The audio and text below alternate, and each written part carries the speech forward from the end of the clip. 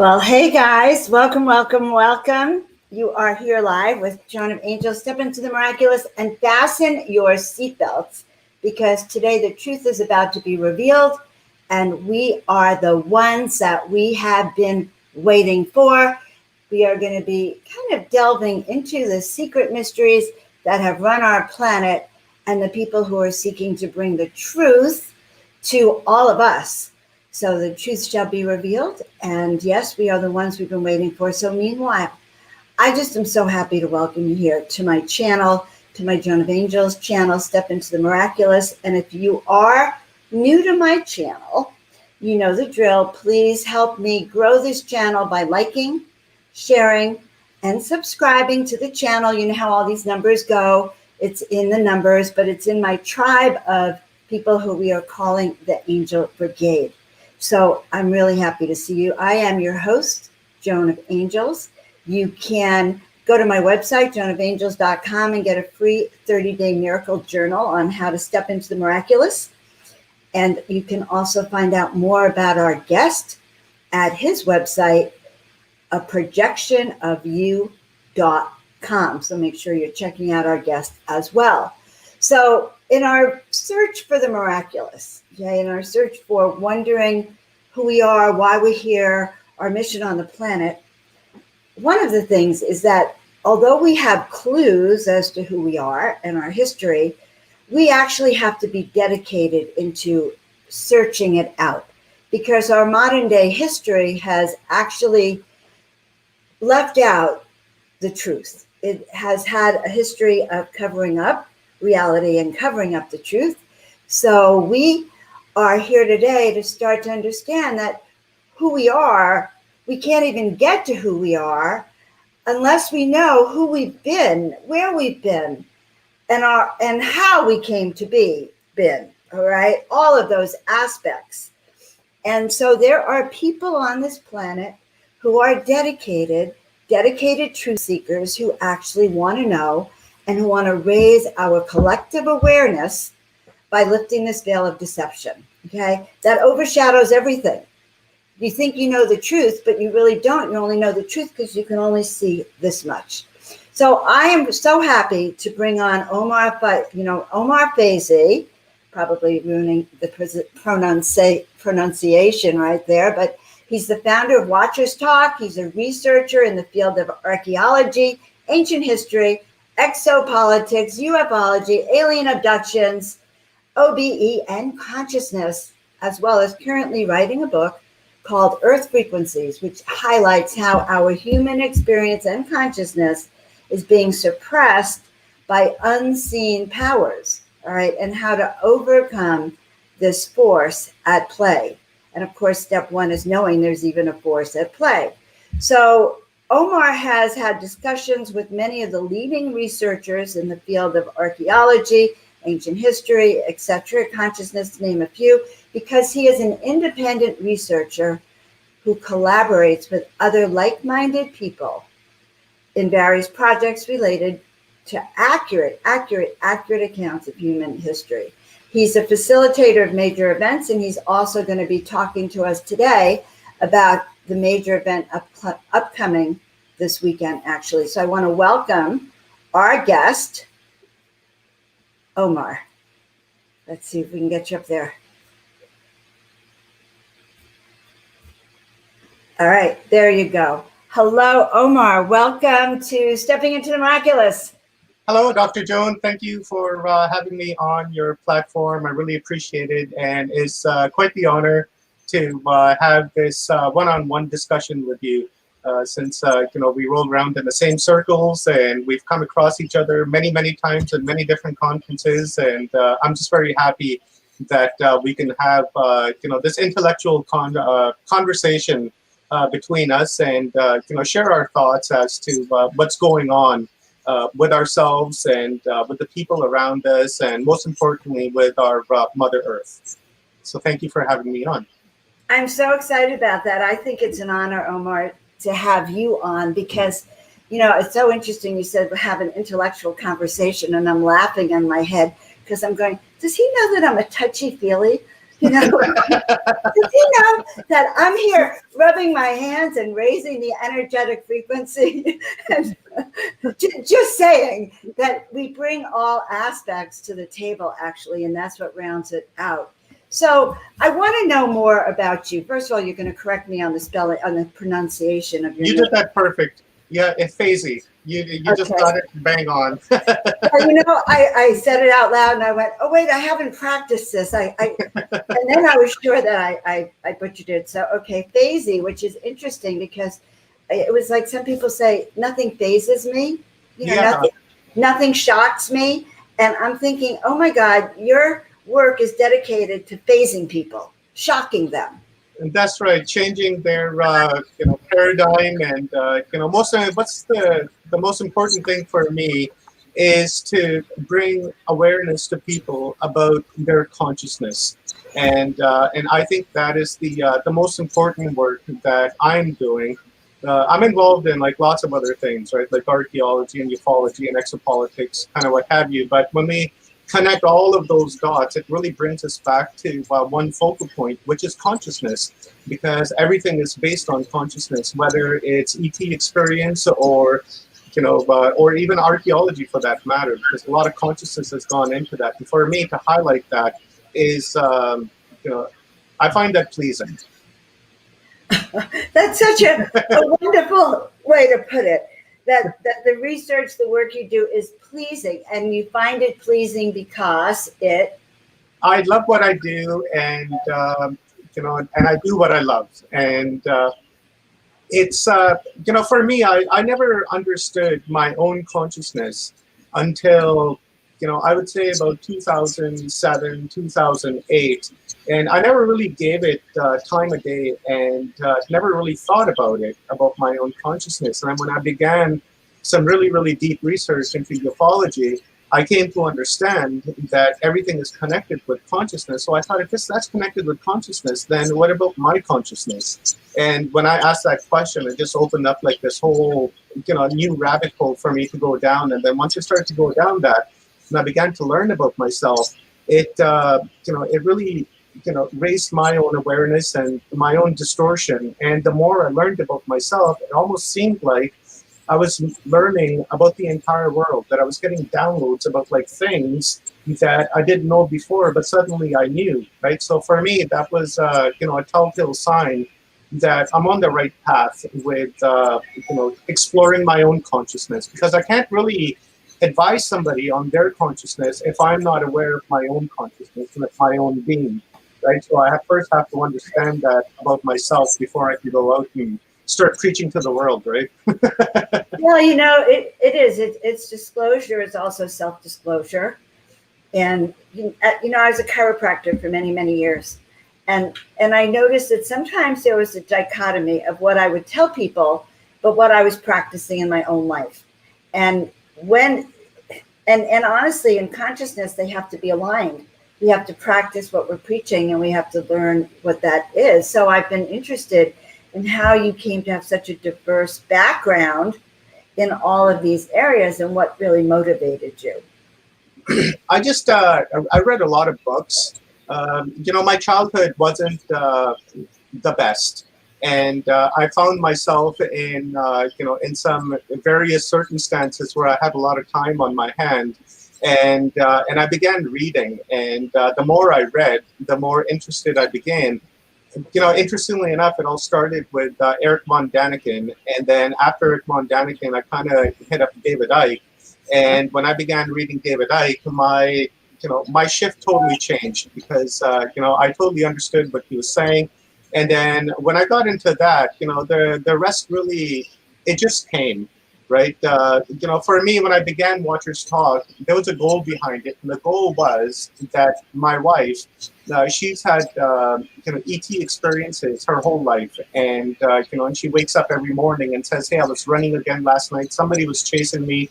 And things like that, right? So I was like, okay, I want to get to the bottom of this. I want to understand what's going on with you so that I can help you, right? So I thought, okay, well, I'm going to start a podcast or a streamcast, and I'm going to bring authors and such on and researchers. And I'm going to pick their mind and pick their brains and try to get information so that I can help my wife try to figure out what's going on. And when I started to do that, it's just, just a whole array, a whole spectrum of things just opened up, and all these different researchers were contacting me, and I was contacting them, authors and kind of what have you, and then they were coming on, and we were talking about various things, and went from UFO to archaeology to exo-politics, and then eventually into consciousness. And thankfully, I can say what I learned from my UFOlogy research, I've been able to help my wife with that, because now we understand what she's going through and what's been happening to her and what's going on with my daughter and, and her mom and her sister and things like that. So we got a pretty good grasp on what's happening now. Now the trick is to, put that sovereignty, in line so that these, dark forces or, these, extraterrestrials, which are vibrating beyond our visual perspective, that we need to show them that they just simply can't come and attach themselves to us or abduct us at night or subconsciously abduct us, because we have a sovereign right. And that's kind of what I'm trying to learn right now and educate that to my wife and to my daughter, that, we have to invoke when you feel that there is some sort of a presence around you, that you need to invoke. You have to say your name, like, I'm Omar, I'm a sovereign being, and I don't give you permission to, to interfere with my life. And at that point, the universal law, the universal karmic law is gonna, they have to obey that, and they have to respect that when they'll stop, right? And that's really the trick of understanding really that perception of the, the whole phenomenon with this ET thing that's been going on. Right. But really, Dr. Joan, that's what really got me into, into this field that I'm in. It was never intended to go as long as it has. Now I'm into my 7th year, which is wonderful. And, like I said, I never really intended for this to come this far. I just kind of wanted to learn about UFOs and call it a day and be done with it. But then, so much information was coming out. And I realized that everything that I've been taught is being a lie. And then when I realized that, then I was like, okay, well, I have to find out the real truth as to, who and what I am. And then that's when really I said, okay, I'm going to carry Watcher's Talk on, and I'm going to try to learn as much as I possibly can. And so I started looking into human history and tried to discover who and what we are. Because like you were saying in the beginning of the cast, that, we're not going to be able to pave the road to where we're going if we don't know where we came from, because we don't know if we're going to end up making the same mistakes that we may have made in the past, right? So we have to break that cycle. So I really got into that, and got really deep into that, and then got into Aboriginal studies, and because I'm half Aboriginal myself, but I'm estranged from my Aboriginal culture. So recently I decided that, I was going to start investigating creation stories and sacred stories and culture of the Aboriginal people, the music, the sound vibrations that they use. And, that's kind of the research leg that I'm on right now, amongst many other things. Wow. Okay. I have to break this down for a second. Just so you get this. And also, I want to say a shout out to all of our wonderful audience here, some of them who seem to know us both. And I'm so happy you're part of this. And if you have questions for Omar, he's being upfront about who he is and his motivation. So I really want you to ask them. But this is so interesting, because my feeling with UFOlogy or near-death experiences, we study them because we actually probably have them. We're called to study angels like me or whatever. It's a combination of they're knocking on our door and we're knocking on theirs. And so, but I find it interesting. It was your wife. See, have you had your own experiences with ETs, abductions, experiencers, et cetera, your own personal contact? I don't think I had, any contact, but, I do, I have suspicions. Like a few years ago, for instance, I was driving from Vancouver Island to Edmonton, and in the middle of the mountains near Hope, BC, my oil pan burst, and my van came to a stop on the side of the road, and it was like, I don't know, about 11:30, 12 o'clock at night, and pretty dark out, but luckily it was summer. And I was like, oh man, I'm screwed. What am I going to do now, right? And so I was sitting in front of my van. I was having a smoke, and I was looking up at the stars, and all of a sudden, this UFO kind of thing just flew by me, just very slowly, right? It was almost like a Cessna that was going at like 5 kilometers an hour. Like, it was like that small, right?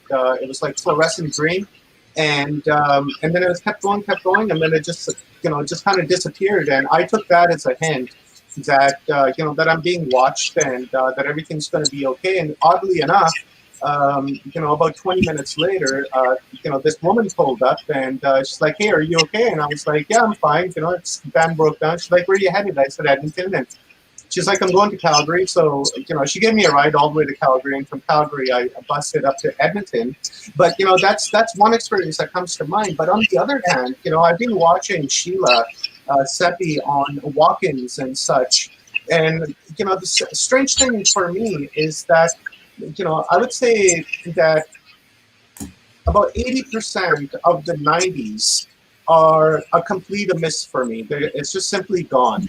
I don't recall really any memories from that. I have a friend of mine who mentions it to me, says, "Hey, do you remember this guy, or do you remember this guy?" And the answer is always like, "No, I don't remember. I can't recall."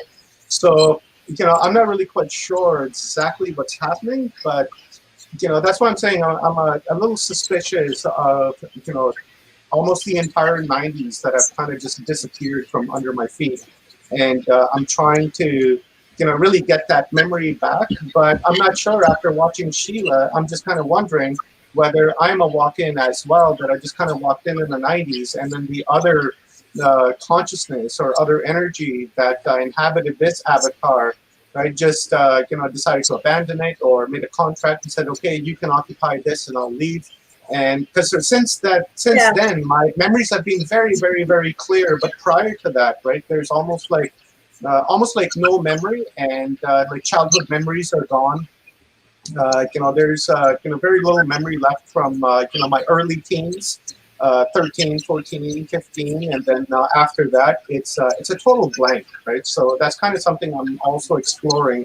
But I don't want to say if it's ET or from a walk-in or anything like that, because I just don't have enough evidence to even point to that direction, right? So it's going to take a lot of soul searching, and a lot of looking in within, a lot of meditations, a lot of daydreaming to really get to that aspect, to find out exactly what happened. Is it trauma that caused this memory to disappear? Or is it that I'm just a walk-in, and that this is a fresh start from the late 90s and on? Well, that's such an interesting thing. I have that feeling about myself too. There was like before and after. And it is kind of interesting. I think it started when I moved down to Mexico to study UFOs, and I started this group. And I suddenly became smart. I can't explain it, but I became smarter. People thought I was brilliant, but yeah, I can only say it was like something that had started, like this certain kind of clarity. And I would look at work and become this collaborator of things I knew nothing about, but I was able to see the missing pieces and do it. And I think, so I know what you're talking about. My whole sense of who I am, if you had told me I'd be into this world of UFOs and ETs and consciousness and angels and channeling and meditation, I wouldn't have related to that. Yeah, same here. If you had spoken to me, like, let's say in 1993, 94, just in there somewhere, and said, "Hey, Omar, you're going to be a podcaster, and you're going to be talking about consciousness and UFOs and kind of all that," I would have been like, no, I don't think so. That's just not my cup of tea. I don't believe in any of that. But weird enough, like back in those days, I used to write poetry, and the poetry that I was writing, it almost seemed like it was channeled. But I don't know what channeling is about. So, I just like wrote these things down. And then when I looked at, when I would read it after, it would be just like this clear story that I've written down. And, and I did that for a number of years, but never understanding what it is that I'm writing. I just kind of just simply wrote because I thought it sounded cool.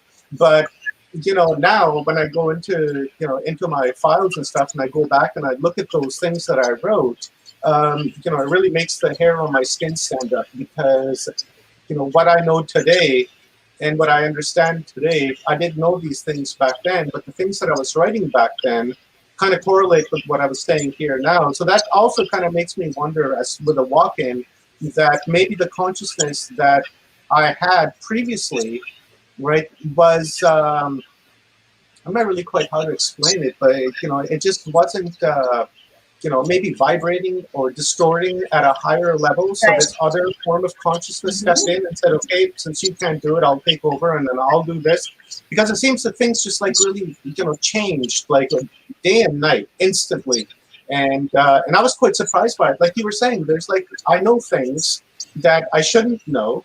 I've never read on, but when somebody's talking about it, it almost seems like I know the subject that they're talking about. And and that's very confusing. It's like, how do I know that? What are they talking about? Maybe, hey, try connecting this dot to that, and maybe that'll work. And, when they do it, it works. And I sit there and I scratch my head. It's like, oh, wow, how did that happen? See, that's how we started. I said, and you wanted to have an intelligent, intellectual conversation about something that's energy, vibration, sensing, sound, and is all of these senses. So it's not just on this one track, but I'm totally fascinated by your awakening, Omar. It kind of sounds similar to mine in a sense of not being able to relate to who that person was, who was at a different vibrational frequency. And listen, what is ascension but a gradual or overnight, it could be instantaneous, stepping into a higher vibrational frequency on all levels, which is what we do with disclosure, right? So tell us how then you came up with it. Tell us about this upcoming disclosure conference and why it's so important. Okay, well, this disclosure coming up called Total Disclosure is, it's in the making for a long time. When I started doing Watchers Talk, it was mostly to interview researchers and authors.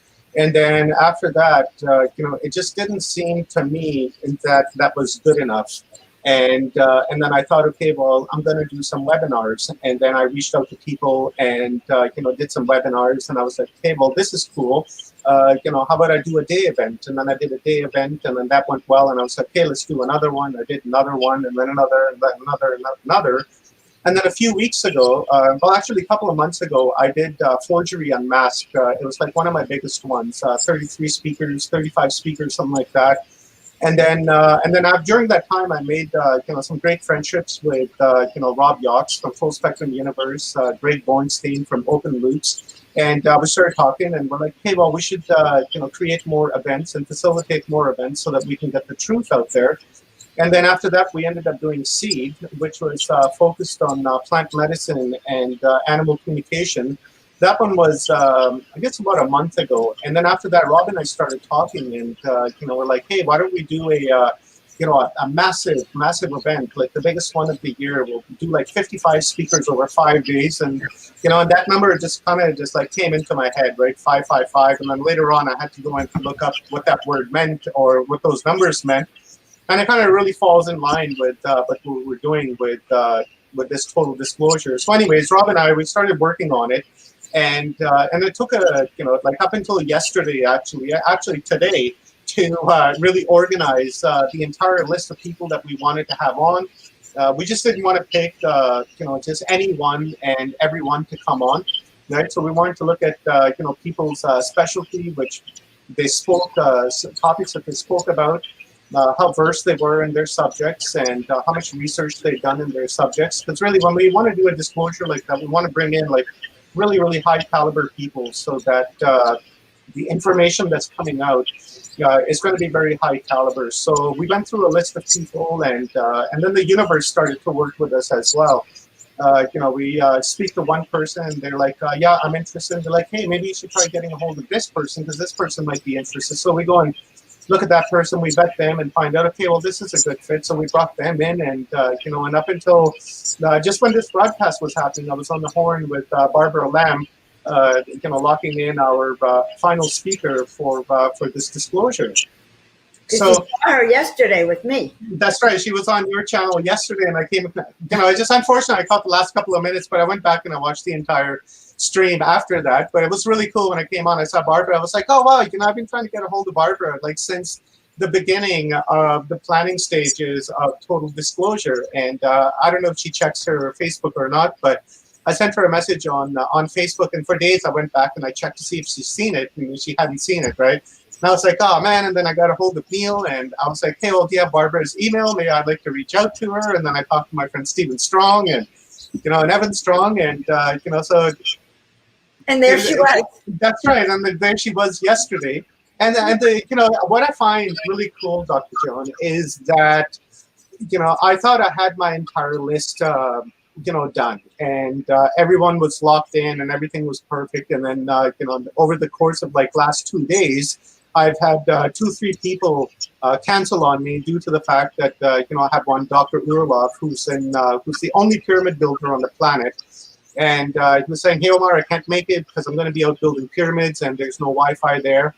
And I was like, okay, that's cool. And then I had my other speaker say that she's in the jungles of Mexico deep in research and that there's no reliable Wi-Fi and that she's not going to be able to make it. And then there was one other person that it was the same thing. They were deep in research and couldn't make it. And I was like, oh, wow. And then so as soon as that happened, other doors began to open. Right, Valerie Burrows, I contacted her and she's like, yeah, I would love to come and speak. And then saw Barbara Lamb yesterday. She's like, yeah, I would love to come and speak. And then I'm going to propose one other person. If you need another speaker, Clavon, reach out to him, Clavon. Reach out to Omar. Tell him your special gifts. She's my grandmother from Kemet. Nice. Yeah, I would love to speak with you because I have one more spot open. Clavon, Clavon, you go for it, honey. Yeah, and this is a universe. This is to me, this is a clear, crystal clear, visualization of the universe at work. Because, when we put together our list, the universe said, okay, well, maybe these few people don't need to be in there, but these people need to be in there. And I'm just flowing with it, right? Now, Rob and I, we've been talking and, we're like, let's just flow with it, allow the universe to do what it needs to do. We will find a spot to fill. So that what the universe is going to say to Omar now is, well, we have a few more people that you've missed. And so now the conference will be about 10 days. So, Omar, do you want to show a little bit about the website? Also show everyone the page of the day I'm speaking, of course. So I want you to know I'm very excited. Sunday morning, wherever you are, 10 a.m. California time. And I think I'm interviewing at 9 a.m. 2 women in the plant business. That's right. Here, I've shared my screen, Dr. Joan. Maybe you have? Okay. If you want to bring that up. And I will, where is it? It's right here. No, the wrong spot. There it is. Okay. Yeah. So here we have our front page, and then of course our poster, and then we go down, and here is a little description of our conference. It goes, we keep hearing we are the ones we've been waiting for.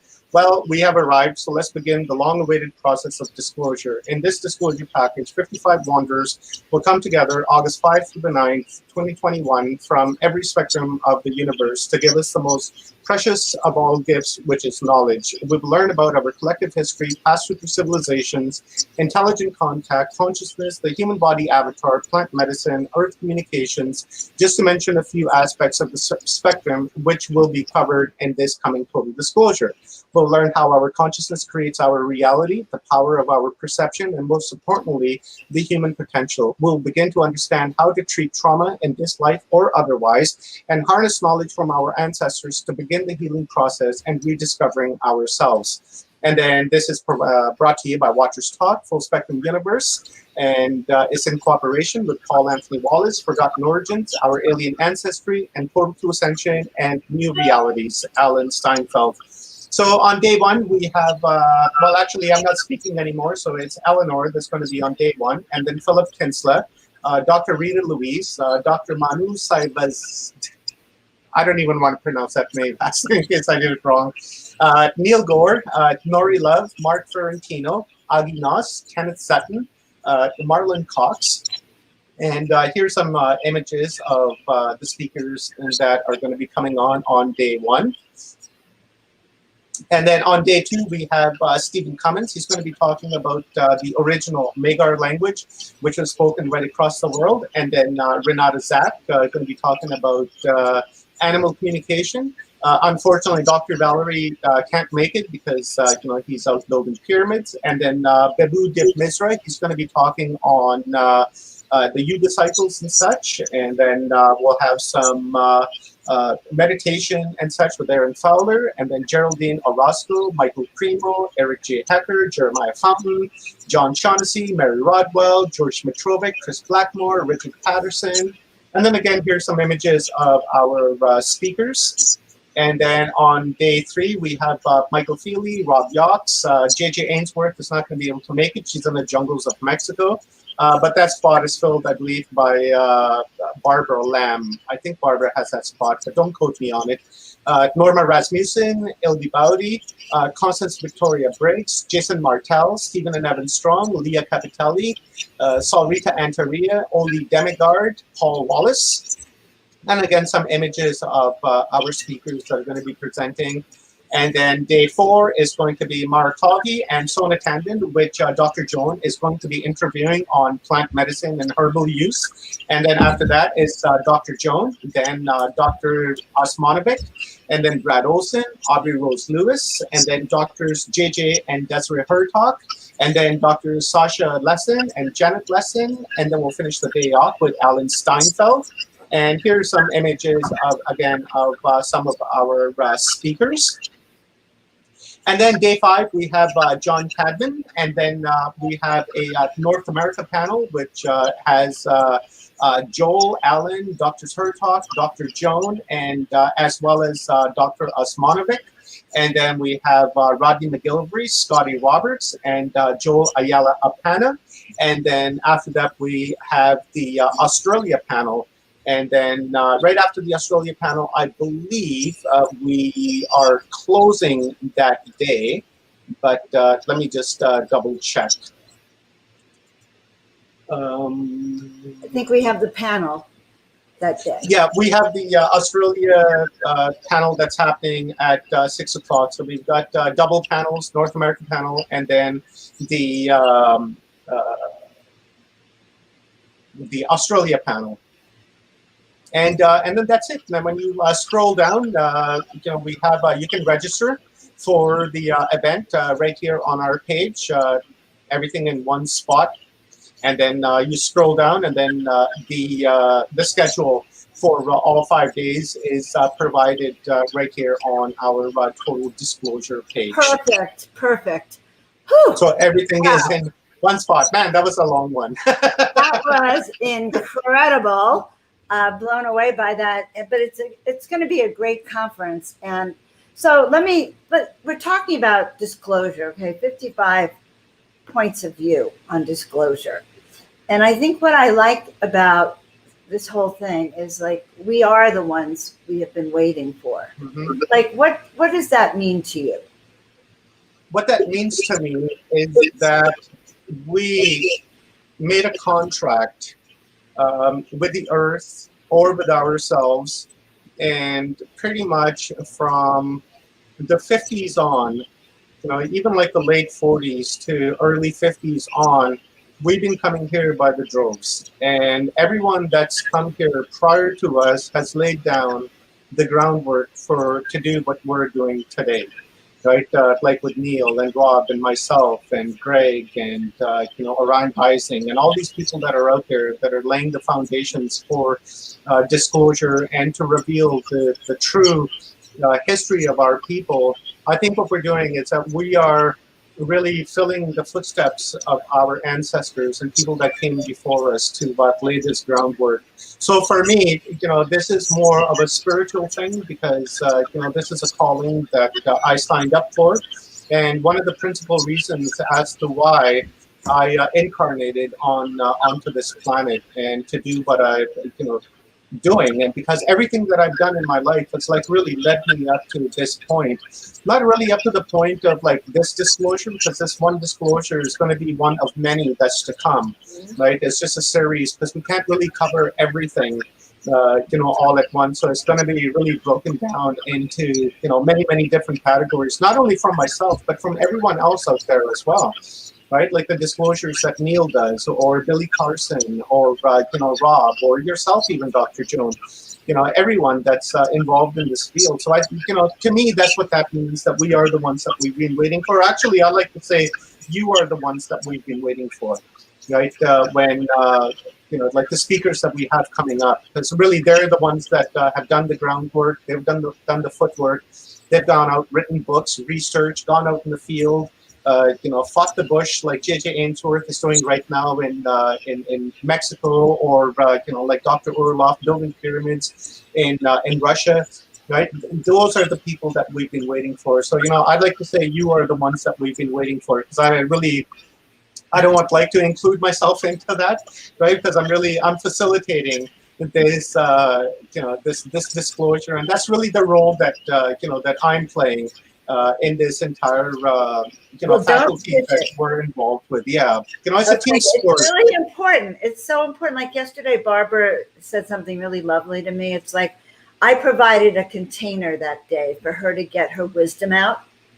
And you're providing a container for all of these speakers, this wisdom to come out, and the audience. It's like, it's so important. So don't just say, I am just. I want you to recognize that. Yeah, you're right. I'm a facilitator. And yes, the consciousness, we need that.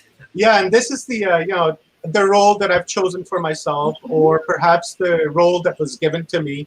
I don't know. I'm happy with it, because I do what I love, and what I love, and I do it. And I have this passion, and and it's a perfect explanation, right? To create that container for everyone to come in, pour their knowledge into that, and then we can all drink from it and sit at the feet of all these amazing people and learn from them. I love these conferences because they're interactive also. You're able to actually interact. But I want to share, like there was a conference 2 weeks ago, that hybrid conference, okay, with Sheila. And Neil, you were on that. And during the hybrid conference, well, I had kind of known lots intellectually. So here's the thing. I'd known intellectually about hybrids. I think I have a hybrid kid or two, and I'm a mother of hybrids. I know this. But something happened in that event. There was just the right amount of intellectual, logical, and experiential. Because when I got off the conference, I went in the garage, and suddenly I'm painting these wings that go up, and these energetics and the vibration. And so what I find, I guess I'm pointing out, is that this work actually activates people. It's not just your logical mind. As we go in vibration up, there's more to it. We have more senses and awareness, and we know everything in 1 second. We can't wordify it. Yeah, that makes total sense, Dr. Joan. I love the energy of these conferences.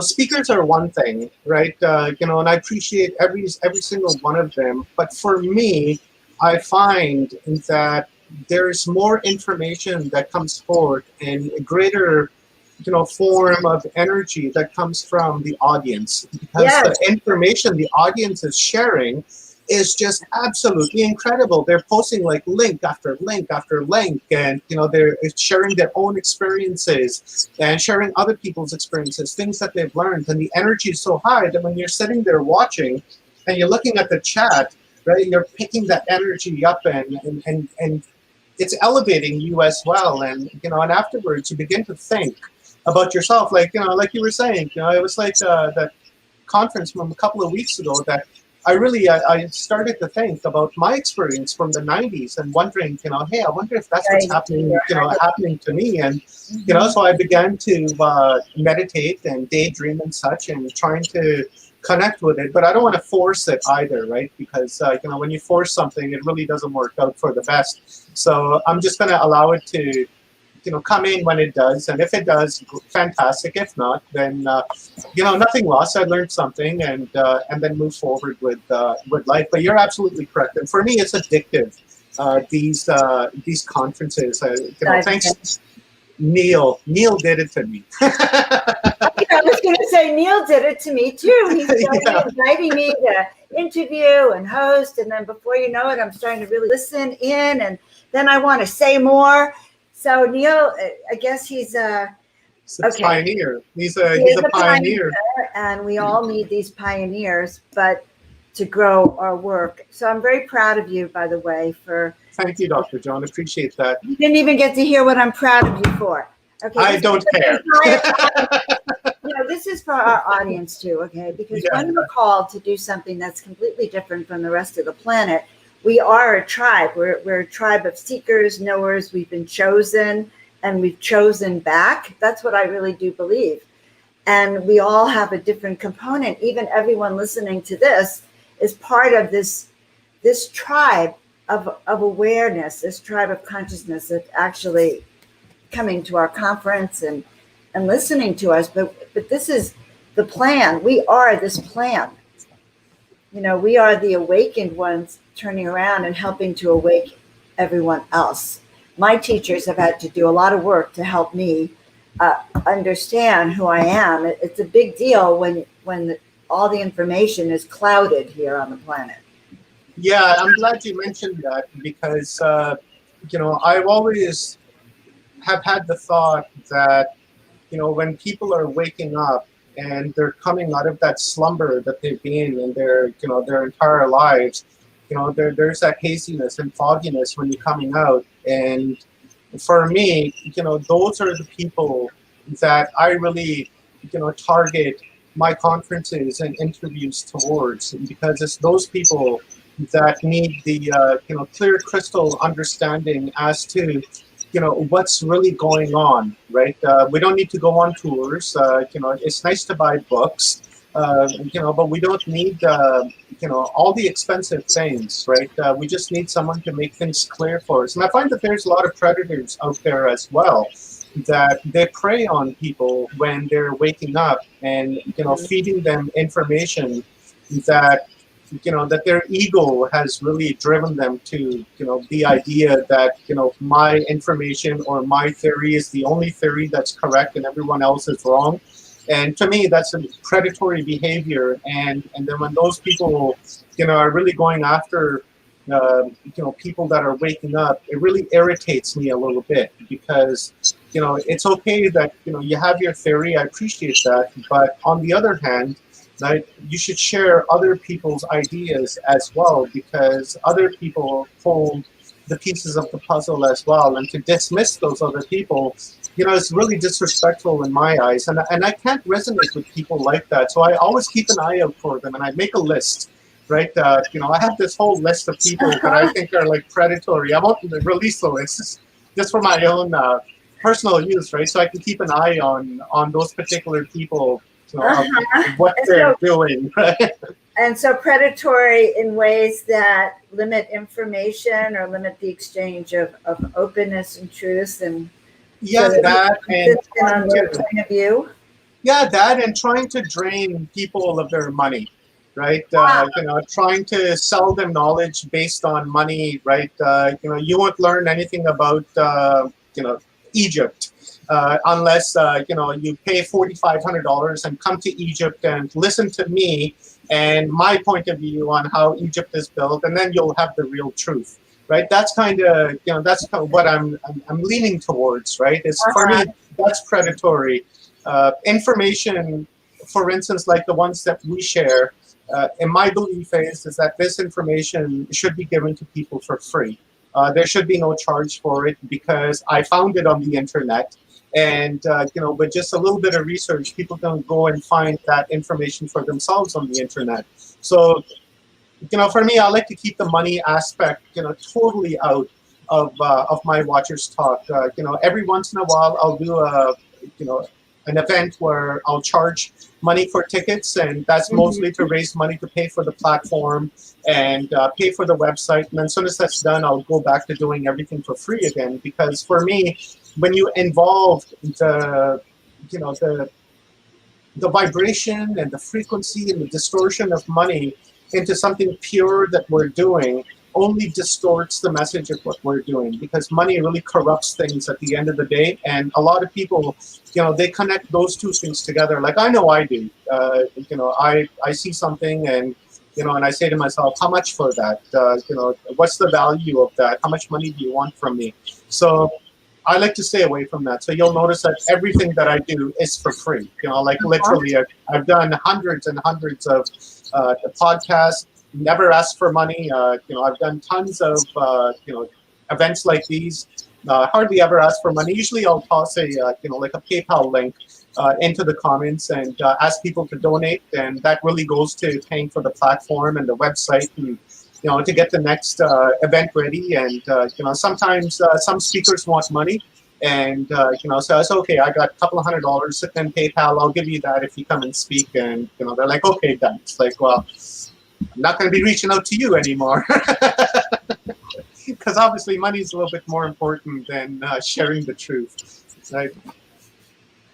Well, that is very, very interesting. That is disclosure also, because in a way, the system on the planet of money has also been part of the hidden secrets, and part of what is being reshifted and hopefully completely reshifted. But I have another question for you, Omar. Okay. And I just love your honesty about all of this, by the way. And I love that you're bringing these events together. As a speaker, I'm just so happy to get connected to people who want to hear what we have to say. Also, I get triggered by the other speakers, and I learn so much. And as I said, my art got incredibly different. The vibration of the art shifted. And one of my friends, I sent it to him, and he said, oh, my God, Joan, this is all the way up like in the thousands or the millionth vibration. Well, even if that was for a fleeting eighth of a second, I'll take it, Yeah, so experience. So why do we call yourself a projection of you? I believe, well, there's actually a little bit more to that. There is a logo that goes with the projection of you, which is an upside down A and a backwards E, which means in all instances, there can be only one. In my mind, my idea of who and what I am is that I am an expression of the infinite consciousness. I'm a unique expression of it. I'm a point of attention of this infinite consciousness with my own unique signature. Now, I believe that everyone that shares my consciousness and shares the consciousness of the infinite is a projection of myself, because I am a projection of the infinite consciousness, and you, Dr. Joan, are a projection of the infinite consciousness. So that means that I'm a projection of you as you are a projection of me, because we're the same.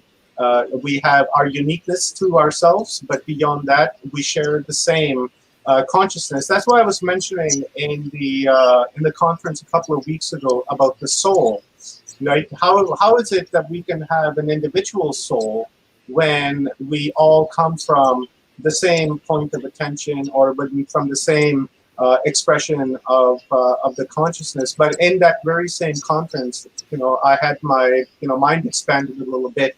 That what the soul does is that the soul will expand itself or show itself more as your awareness and your consciousness increases. So the whole idea behind the projection of you is to show people, it's more of like a subliminal message that I hope that people can catch on, is that when I say a projection of you, I hope for them to ask themselves the question of like, why is Omar saying that he's a projection of me? Right, so it makes them think, and then hopefully they come up with the answer that I have in my mind, that in all instances there can be only one, and that's really the lesson behind the name here. Everything that I do either has a subliminal message attached to it, or has a subliminal logo or an image attached to it, or if I'm doing a presentation, I'll put a background on and I'll make it transparency to very, very low, so people actually have to lean in to see the image that's in the background. It's all for people to really question as to why I'm doing what I'm doing. And same thing with the name. I get it. Okay, so we have one last question. It's from a friend of mine, and before I put it up there, I had the same question. It's like, okay, so this is from Pamela. She says, I've struggled with scarcity and asking for money for things in the past. And how do you support yourself? And then how do you determine, and this is a personal question, but I'm sure people actually want to know, how you manage to do such intense work on a donation gifting basis and still have a life that is prosperous, free, happy, and well fed. I don't raise a whole lot of money through donations. Maybe 10, 15 bucks, 20 bucks at most. I worked as a drywaller for a very long time. 16 years I drywalled custom homes and apartments and what have you, commercial buildings, and I was smart with my money, and I just saved and saved and saved.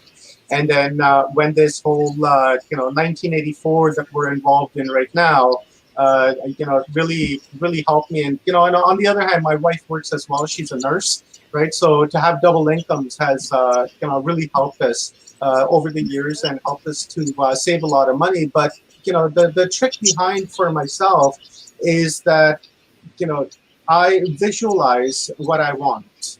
Like I daydream. That's my form of meditation. I've been meditating for a long, long time. For me, sometimes it doesn't work laying down or sitting down. So I just simply, I just smoke a little herb and then I just zone out. And then when I zone out, I go into that state of mind. And then in that state of mind, I do creative visualization. And then I project what I want for myself. And I write the matrix that's before me. And, and as the sky is blue, it kind of works out every single time. Sometimes my wife will say something to me, hey, we have this internet bill, $400. When are we going to pay this? If we don't pay this, it's going to get cut off. Or how are we going to pay this? And I would say, no, baby, let's not look at that. Let's not look at the negative aspect of it. Let's just allow it to, sit, and whatever happens, and the universe will provide for us and it'll let us know what it needs to be done. And for me, that's what's always maintained itself. So, I don't struggle. I'm not starving. The rent is paid. My studio is paid. And it just seems that whatever I'm projecting in my mind that I want to see 2 weeks or a month from now just seems to happen. And to me, that's just the power of mind, and and it really shows the human potential as well, that we can, and we have the capacity to program our future with our thoughts, because the thought is the most powerful thing that there is. I love it. And then how professional daydreamers unite. Yes. Yeah. God, I get lost on the freeway when I'm daydreaming. And then the other aspect of that question from Pamela: how does he determine what he will charge for and what he won't? For me, again, I leave it to the universe, and I look for energetic feelings to which event that I'm going to charge for and which event I'm not going to charge for. And usually what I do when it comes to the determination of the price is that I either go with 11.11 or 22.22. And that's it. I don't go any higher than that, because to me, 11.11 and 22.22 are sacred numbers. And that's, I keep it to numerology. And I determine the price based on that. It doesn't matter if I have 10 speakers or 50 speakers. I just wait for that energy and for that energetic feeling to enter my body. And then I say, okay, well, this is what's happening. This is how I feel. Okay, this is what needs to be done. I'll daydream. I'll get a download, and that's it. Like, for instance, for seed, the idea was just a seed, because, from seed, everything comes from a seed, us and living things and kind of what have you. And when I was daydreaming, within my daydream, I came up with an acronym. Well, I didn't come up with it. This acronym was given to me, was that the acronym for SEED is show empathy every day. And then so I incorporated that into my SEED title to show empathy every day, because within that we were talking about plant medicine, we were talking about animal communication, And and we need to have empathy towards the animals, which we're highly lacking on this planet by majority of the people. And so kind of that's what I depend on, right? I just don't willy-nilly just toss together a price or whatever it is, right? I really rely on the universe and on my daydreams. And also my partners, like Closer Encounters, Clarence Mitchell, that I've been working together for a very long time.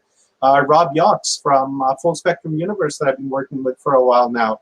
When these things happen, I reach out to them and I communicate with them because they're some of my best friends. And, and I say, hey, this is what's happening. This is how I feel. What do you think we should do?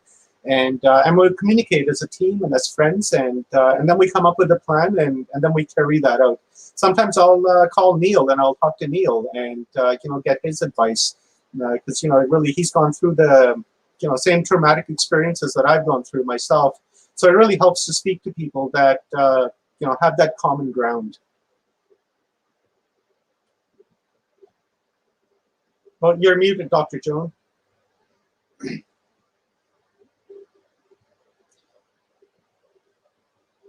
No, you're muted, Dr. Joan. I can't hear you.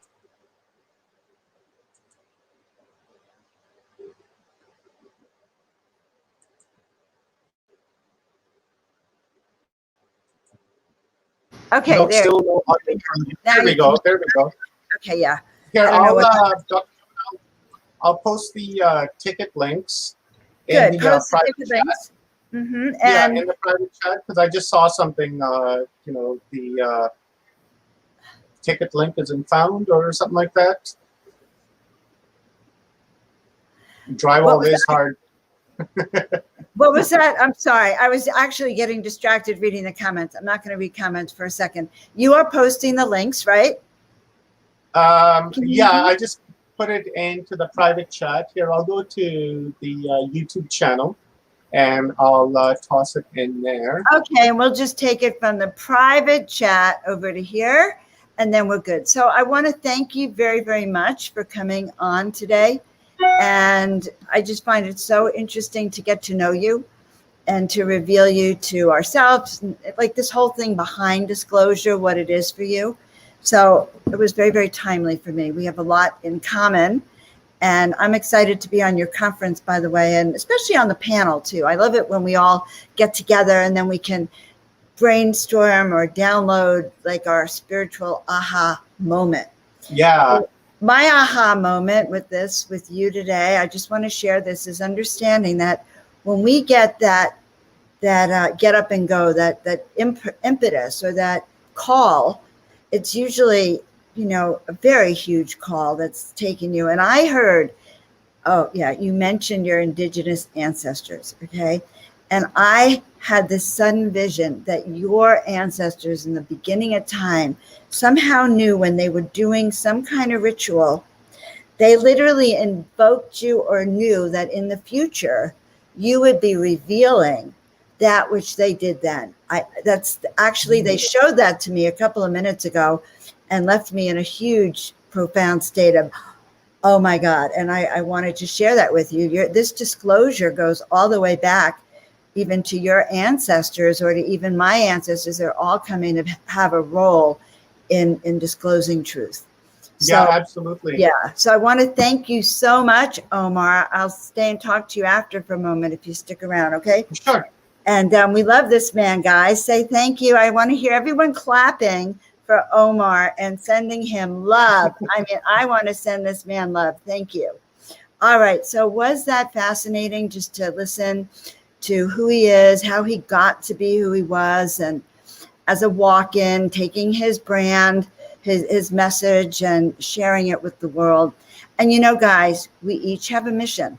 We each have a purpose. We are all part of this collective that has come for 2021, which is just an artificial time, but we are here in 2021 to do this amazing, we're like the lifeboat of the planet, if you want to think about it that way, a gathering of souls that know the truth and know that there is a way to get home, if that makes sense. And so that's what we're doing at our conference. I hope you come and hear me on Sunday morning at 10 a.m. California time.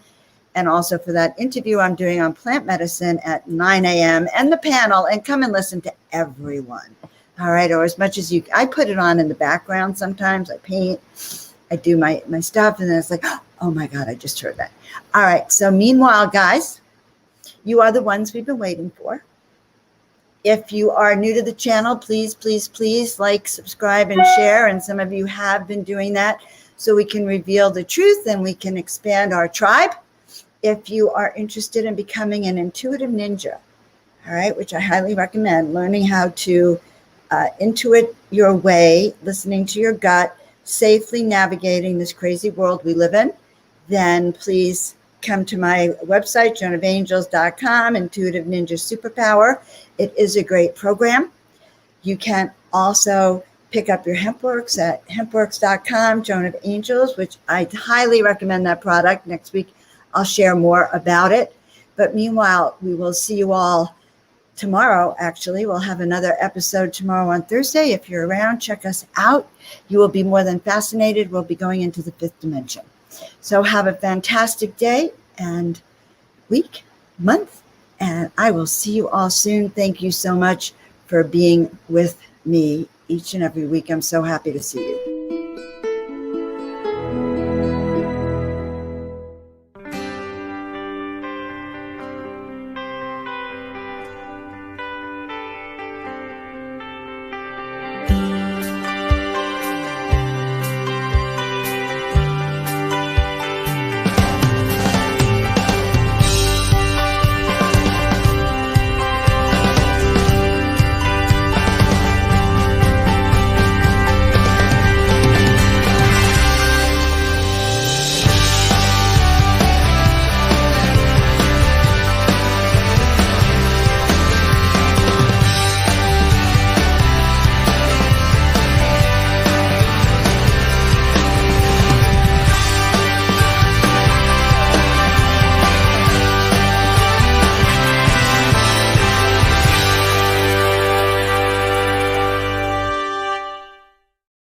Sweet. You are listening to Step Into the Miraculous with Joan of Angels. I love you all, and I will see you all soon on the other side. That's all for now.